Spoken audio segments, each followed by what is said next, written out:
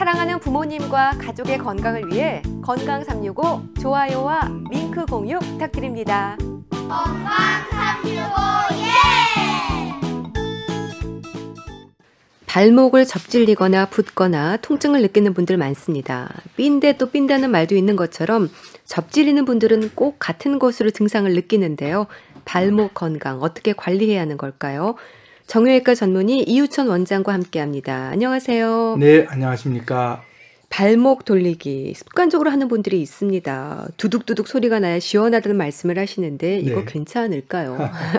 뭐 발목뿐만 아니라 어느 관절이든지 네. 자꾸 돌려야지 또 소리를 내야지 시원한 분들이 있습니다.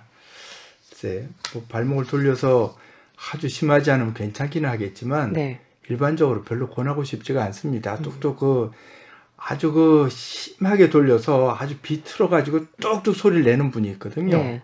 그거는 어느 관절이든지 별 권할 만한 일은 아닙니다. 가령 뭐 목을 막 비틀어가지고 쭈쭈쭈 소리를 내야지 또 기분이 시원한 분도 있는데 예. 그것도 역시 별로 좋지 않겠습니다. 그게 두둑두둑 소리가 나는 것 자체가 좋은 게 아니죠?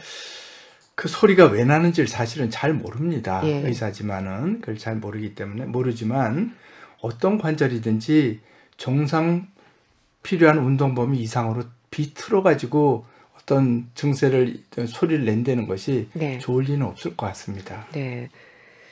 발목 돌리기가 접질리는 걸 방지한다고 생각해서 이런 걸 하신다고 하는데 네. 이런 게 맞는 얘기일까요?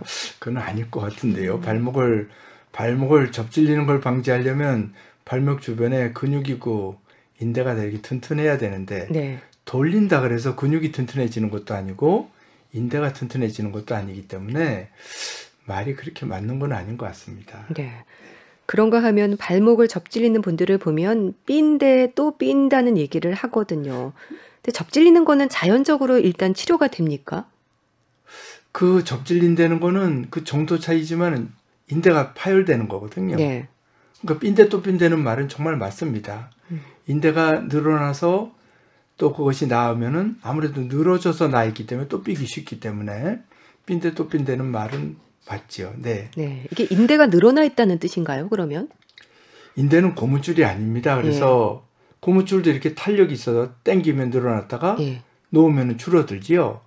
근데 인대가 늘어났다는 것은 인대가 늘어져 가지고 그대로 다시 그러니까 고무줄처럼 그렇게 늘어졌다 줄어들었다 하는 건 아니고 네. 인대가 늘어나 있다는 거는 찢어져 가지고 중간에 흉터로 늘어난 채로 나 있는 겁니다. 그렇기 때문에 정상과는 다른 거고 정상만큼 관절 운동을 버텨줄 그런 인대로서의 기능이 낮아지는 거죠. 네. 네. 근데 일단 접질리면 많은 분들이 파스와 찜질로 충분하다는 생각을 해서 일단 네. 그걸로 효과를 보려고 그러거든요. 그 정도에 따라서 어느 부위든지 다치면은 찜질 가령 다친다는 거는 타박상도 땅 부딪히면은 그 자리가 부어오르고 멍들고 그럴 수가 있지 않습니까? 네. 그는 속에 뭔가 혈관이 터지는 겁니다. 작은 혈관이든 큰 혈관이 네. 혈관이 터지는 거고 접질리는 것도 정도에 따라 다르겠지만 인대가 찢어지면 거기서 혈관이 터지는 겁니다. 그럼 네. 피가 나고 곧 나중에 보면 멍이 이렇게 생기죠. 이제 그럴 적에 그 혈관에서 터져서 피가 덜 새게 하는 거는 찬찜질이 좋습니다. 찬찜질. 냉찜질이. 네. 그래서 찜질하는 게 당연히 좀 좋은 치료 방법 중에 하나고 네. 다쳤을 때 염좌든 그러니까 발을 접질렸을 때든지 타박상이든지 냉찜질을 해주는 것을 권하는 것이고 당연히 맞습니다. 네. 접질린다는 게 어떤 의미인가요? 이 발목뼈의 상태가 어떻게 되는 건지 궁금합니다. 접질리는 거는 관절이 정상에서 어긋나는 겁니다. 발목이 또 어느 관절을 싸고 있는 거는 관절막, 관절의 그 밖으로 새나가지 않게 싸고 있는 관절막이 있고, 그리고 거기에 관절이 어떤 범위 이상으로 관절이 막 움직일 수 없게 인대라는 것이 관절을 붙들어주고 있는데, 네. 접질린다는 거는 그 정상 범위 이상으로 관절이 운동이 확 순간에 일어나는 거죠. 그러면 그 어느 부분이든지 인대가 터집니다. 네. 인대가 찢어집니다. 그러니까 그걸 갖다가 터지느냐, 찢어지느냐, 파열됐느냐, 용어는 다르지만 결국은 같은 거를 의미합니다. 네. 그래서 인대가 터지는 겁니다. 찢어지는 겁니다. 접질린다는 것과 발목 염자는 같은 의미인가요? 접질린다는 거를 그 이제 보통 우리말이라고 할 수 있겠고, 염자는 한자 말입니다. 한자 말이라서 그것이 보통 의학용어로 쓰던 것인데, 요즘에는 하도 이거 이제 널리 알려지다 보니까 네. 일반인들도 염좌, 발목이 내가 염좌가 됐다, 그런 용어를 아시는 분들이 많이 있습니다. 근데 발목뿐만 아니라 다른 관절도 이렇게 인대가 늘어나는 염좌라고 합니다. 네. 예. 염증이라는 게 일단 붓고 아프잖아요. 염증이 네. 생기면 이건 네. 자연스러운 증상이라고 봐야 되겠죠. 염증은 가령 피가 나고 인대가 찢어져서 피가 나면은 거기 염증 세포가 가서 그 조직을 치유하려고 그런 노력을 합니다. 네. 그래서 자연스러운 인체 반응이고, 염증 중에서는 우리가 염증 그러면은 화농성 염증을 생각하는 수가 많습니다. 네. 화농성 염증이라는 거는 세균이 들어가서 세균이 들어가서 고름을 만드는 게 화농성 염증이고, 보통 이렇게 인대가 다쳐서 살이 붓고 열이 주변보다 다친 부분은 좀 살이 좀 따뜻하게 되죠. 온도가 높아지죠. 그럴 땐 염증 반응은 있지만 네. 그것이 고름을 만드는 화농성 염증이 되는 것은 아닙니다. 그래서 염증이라는 말은 같지만 좀 의미가 다르겠지요. 네. 네. 발목 염좌 같은 경우는 원인이 뭘까요, 그럼? 발목 염좌는 이제 가다가 보통 흔히 가는 게 가다가 약간 움푹패인데 가다가 자기도 모르게 발목이 휙 돌아가는 예. 거죠. 그렇게 다치는 경우가 많고, 운동하다가 점프하고 탁 내려서는 순간에 발이 똑바로 착지하지 못하고 귀퉁이, 발 모서리만 딱 닿으면서 또 넘어가는 경우도 많고, 네. 축구하다 누가 태클을 하면서 탁 발을 쳐서 염좌가 되는 경우도 있고, 여러 가지 경우로 발목이 판판하게 닿지 못하고 옆으로 휙 돌아가면서 발목의 인대가 찢어지는 겁니다. 네. 네. 인대가 다치는 건가요, 그러면? 그렇죠. 예. 인대가 찢어지는 거죠. 발목이 정상 관절, 정상 운동 이상으로 못 가게 딱 인대가 붙들고 있는데, 네. 그 관절에 뼈가 휙 돌아가니까 그 버티던 인대가 버티다 찢어지는 겁니다. 네. 노화도 발병 요인일까 좀 궁금한데요. 어르신들 중에는 낮은 신발을 신었음에도 불구하고 접질리는 분들이 좀 많으십니다. 네.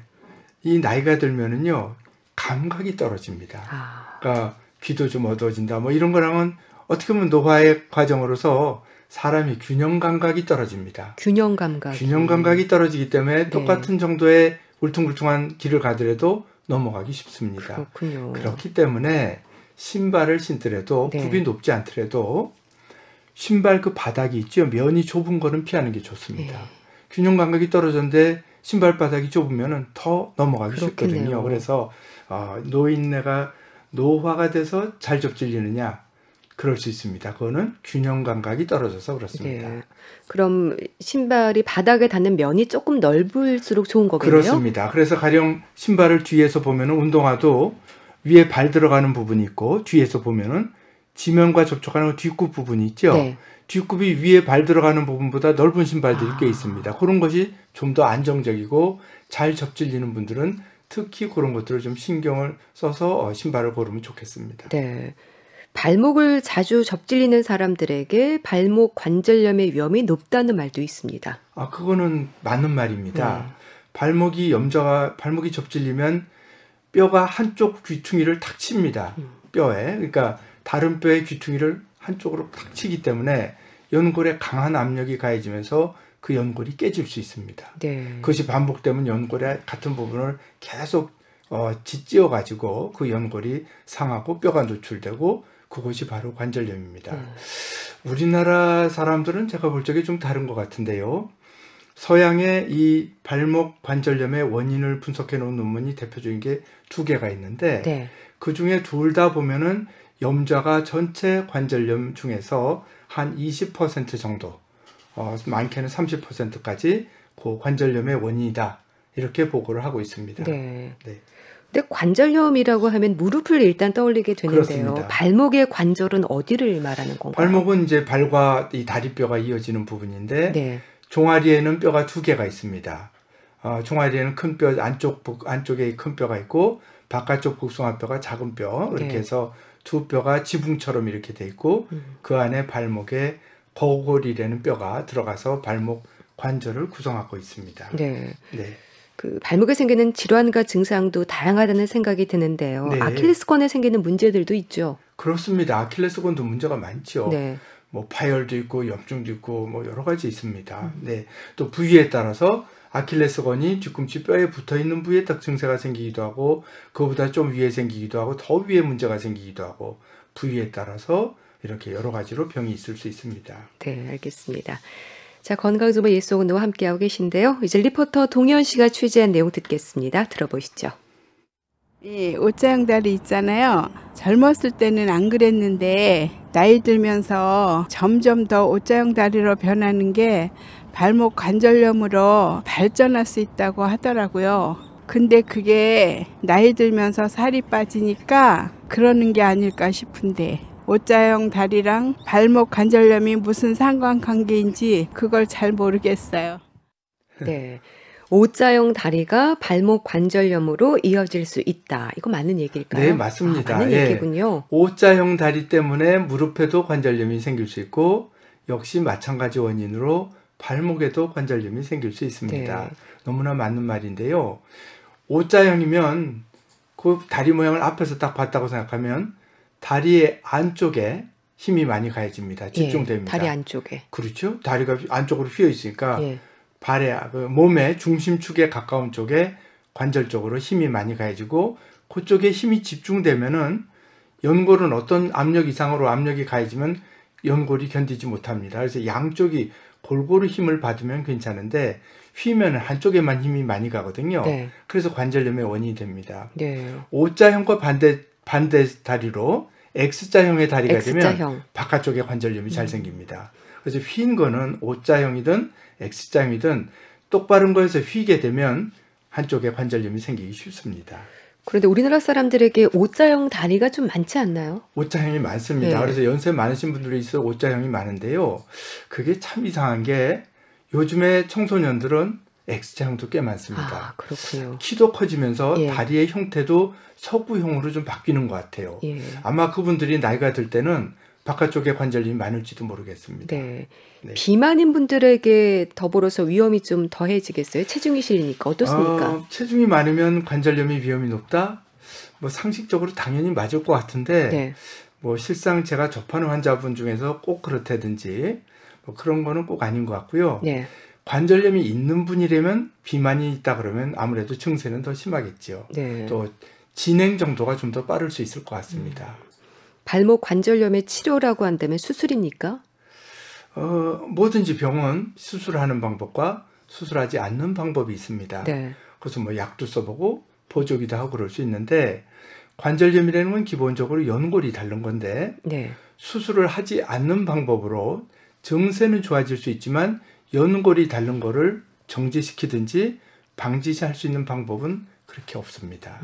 예, 그래서 근본적으로는 그걸 교정해야 된다는 거고 뼈를 네. 그렇게 될 때 그거는 수술이 되는 것입니다. 인공관절 같은 경우는 어떤 경우에 고려가 되는 건가요? 인공관절은 이제 자기 관절 연골이 너무 많이 달아가지고 연골이 반 이상 관절 면에 전체 면적에 반 이상 연골이 달아 있을 때는 네. 다르게 어떻게 뼈를 교정해서 그 관절을 쓰게 할 수가 없습니다. 그럴 때는 할 수 없이 인공관절이라든지 관절을 고정하는 치료를 합니다. 네. 인공관절 같은 경우는 영구적인 건가요?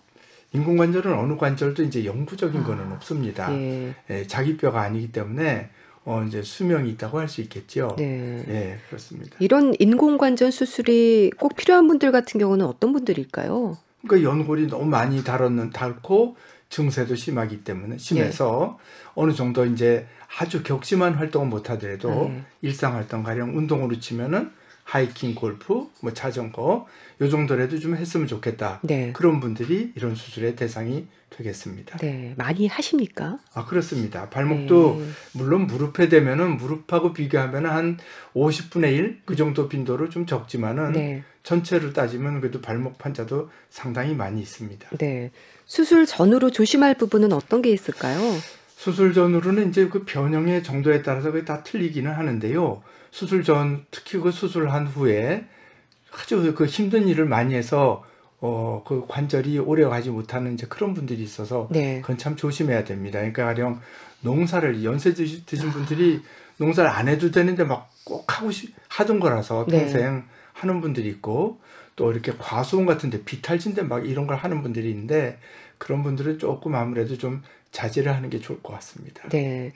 인공관절의 가장 성공적인 결과랄까요? 기대하는 부분이 뭘까요? 수술을 하고 나서 일단은 통증이 크게 개선이 되니까 그게 제일 그 수술의 효과라고 할 수 있겠습니다. 네. 뭐 어느 정도 다 일상활동, 가벼운 운동 뭐 그렇게 되는 것이 인공관절의 결과인데 발목 관절은 아직은 조금 완벽한 상태는 아직 아니지만 네. 심한 분들 그래서 그런 분들의 선택적으로 인공관절을 하고 있습니다. 네, 알겠습니다. 말씀 잘 들었습니다. 건강정보 옛소근도 오늘은 발목 건강에 대해서 알아봤는데요. 정형외과 전문의 이유천 박사와 함께했습니다. 말씀 감사합니다. 네, 감사합니다.